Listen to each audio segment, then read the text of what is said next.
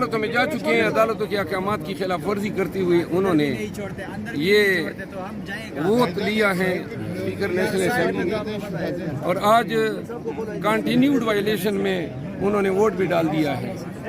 یہ انشاءاللہ یہ الیکشن ریورس ہوگا اس گراؤنڈ پہ کہ یہ انٹرلاکیٹری انجنکشن کے آپریشن کے دوران یہ الیکشن ہوا ہے۔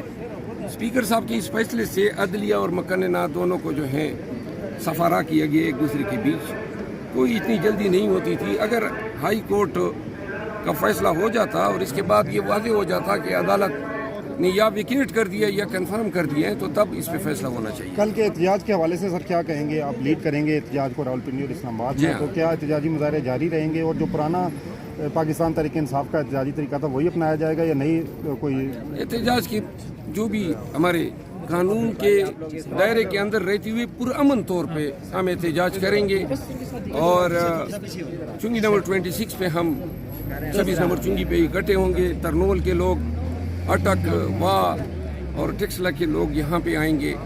پھر جو جی ٹی روڈ ہیں، پشاور روڈ، پنڈی کے اس کے دائیں بائیں پیچھے جتنے بھی علاقے ہیں، پنڈی کی قیادت اور پنڈی کی عوام اور فیملیز اس روڈ سے ہمیں 26 نمبر چنگی پہ جوائن کرے گی۔